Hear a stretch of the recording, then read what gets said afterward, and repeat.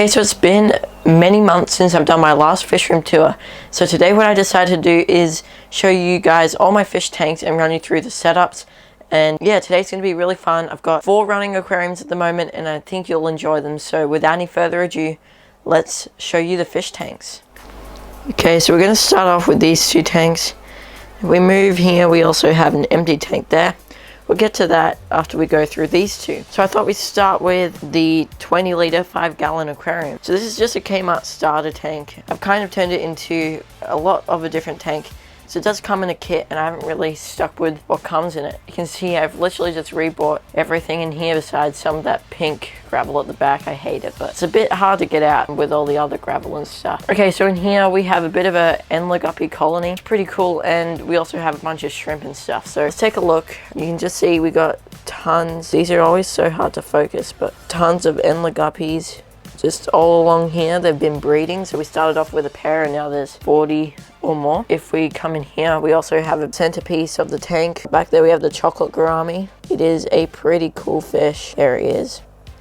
I really like him, and yeah, I've fallen in love with the chocolate gouramis, but I've kept quite a few gouramis before and they've always been so fun. So this little fella's super cool. I'm really loving him. And if we move on, we have this little moss ball, that net that we have up here that you usually use to grow a moss ball, but we can just see there's just shrimp on this all the time. So I'm fine with how it looks. I mean, I don't really care about how it looks, and shrimp are loving it. So you see right there we have a blue diamond shrimp, one really cool shrimp.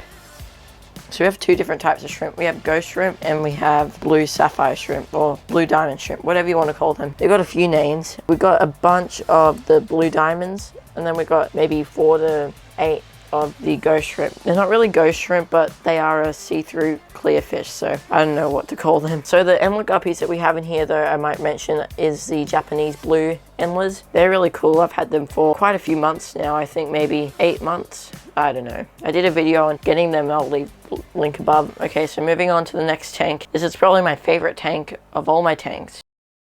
So in here we got, I'd say, fairly heavily planted aquarium. You can just see along here you have a ton of different plants. Now, a lot of my more high-tech plants aren't doing really well, so from now on I'm just going to buy plants that are pretty low tech, like Amazon sword or this Blahari sword, or like Valesneria, that sort of stuff. Nick from Keeping Fish Simple told me that's what he did with his tanks, and that's why they look so good, because he just used low light plants because he wasn't using CO2. I think I might do that just because I want to try to make the tanks look good instead of this like dying Poco Stemistillata right there. Without any further ado though, let's stop looking at the plants and let's get into the cool part, the fish. Right in here, I'm just going to go through the species we have. So first up we have an electric blue acara, super cool fish. Next up we have a pair of dwarf neon rainbow fish. I got these as a pair. They're fully grown too. They're always sticking together, which is so cool. You can see the female has the yellow fins and the male has the red fins. So yeah, the male's a bit better colored, but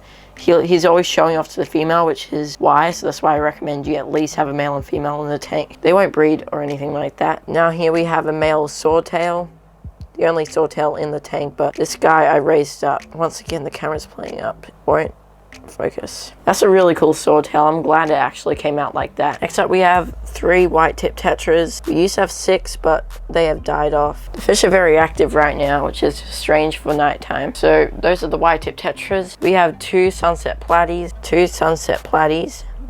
Here's the other one, both females. And then we have a pair of golden wonder killifish. Here's the male. You can see because he's got really rich color and red fins. Then the female's back there. She's a bit camera shy. I think that's why she's back there, but I think that's all the mid and top dwellers. If we go back here, you can see right there we have a lemon blue eye bristlenose. So I have 2 of them in here. I used to have 4. I only got these a few weeks ago, but we've had an ick outbreak in this tank, so it's killed a few fish, but all the fish are doing better now, which is great. But yeah, we had that happen, and so we lost a few lemon blue eyes, for those who didn't know. It is a shame though. I did really love these and I was going to breed them, so if I don't have a male and female, I might have to get some more in the future that are fully grown when these guys are sexually matured. But yeah, they're really cool. They got the blue eyes and all. Really cool little fish. But that wraps up this tank though. Oh yeah, and then if we go up here, we have a breeder box with a few Endler fry. I just picked them out of the tank. I used to have 30 in here, but the ick also killed a lot of the fry, so that was no good, but they're in there. Yeah, that's what we got in there. And I guess we will move to this tank. This is just an empty tank here. I'm just going to use this as a spare tank for maybe some fries, some accidental spawns in the future, or my golden wonder killies when I start breeding them. This is just gonna sit here for now. I guess that's it for that. I just don't know what's gonna happen here, but yeah, we'll just see and we'll wait for it to pan out. But I mean, this used to be set up as a fry tank, so it does make a great fry tank.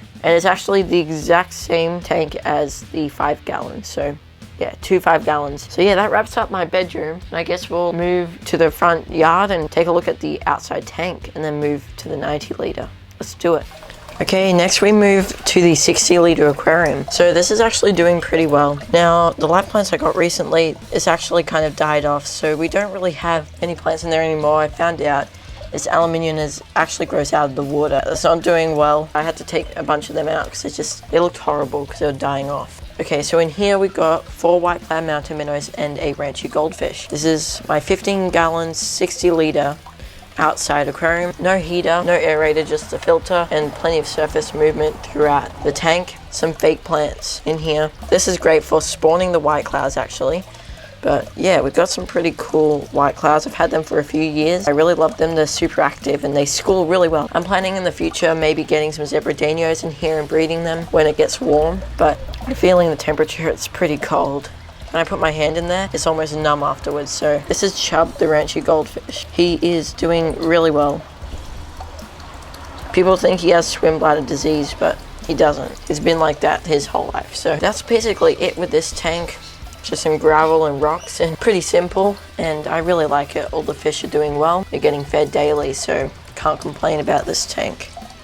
Okay, so we're at the 90 litre aquarium. It's been quite a while since I've updated you on this tank. I do apologize for the very low water. I'll fix that soon. Okay, so I'll show you what we've got going on in this tank. Plants aren't doing amazing, I can tell you that, but we tried to put some new plants here that did not work. You can see the stem's just bare. Eunubius is getting tackled by blackbeard algae, but not so much anymore. And really, I don't mind the look of it. That's just going to be the theme of the tank. And now if we take a look at the fish, we got another mixed community tank or medium aggressive tank. But to start off with, we have an electric yellow cichlid. Some people don't agree with the stocking in this tank, but I've never had an issue with this fella. And he's actually been pretty good, even though he can be a bit feisty during feeding. All the fish have been able to get food easily. He's doing really well as always, and he's such a hardy fish. Really love him. If we move, we have a pearl gourami up here. As you know, I have the chocolate gourami, really cool. Had him for actually quite a few years. He was one of my first few fish, so he's doing really well as always. Next up we have 2 female guppies. These are also ones that I raised up from newborn, and they are looking pretty good, and they're pretty big too. They're most fry that I've raised, so I really like them. Even though they're not that colorful, they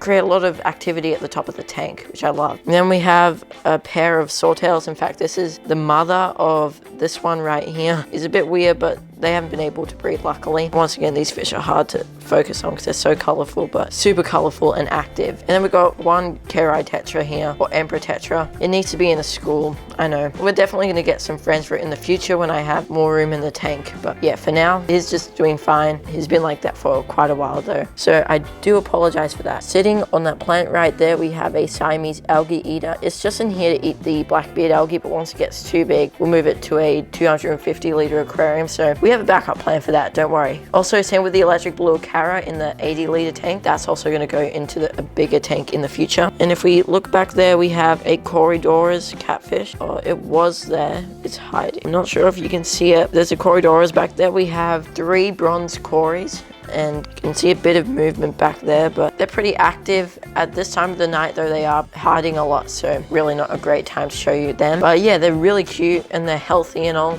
We had one die, sadly, about half a year ago, so sad to report that. Otherwise, the other 3 are doing really good. I'm also sad to report, though, that we did have the Pakistani loach disappear a few months ago, so that was a big shame. I really liked that fish, and it was actually in my first batch of fish I'd ever bought. Now, the last fish we have in here is the Siamese flying fox shark. At the time of recording, I actually couldn't find the Siamese flying fox shark, but the next day I found him just as fine, so I'll tell you a bit about him. He's doing really well. Here's some good footage I got of him, but He is pretty big, and I actually mistaken him as a Siamese algae eater, except the funny thing is that we have both a Siamese algae eater and a flying fox shark in this tank. So if you are interested in telling the difference between the two fish, I'll leave the link above, but otherwise, this is a really cool fish. His name is Cedric, and I've had him for so long now, at least 3 years, so he's been really fun, and he's a really hardy fish as well, very easy to keep. So yeah, I guess that wraps up this tank here. Well, there you have the full fish room tour of my fish room. So I hope you guys enjoyed this update sort of thing. If you're new here, you got to know some of my tanks a bit better, but thanks so much for watching. Have a great day, and let me know your thoughts in the comments down below about my fish tanks and which one's your favorite. But thanks so much for watching. Have a great one, and I'll see you all in the next video.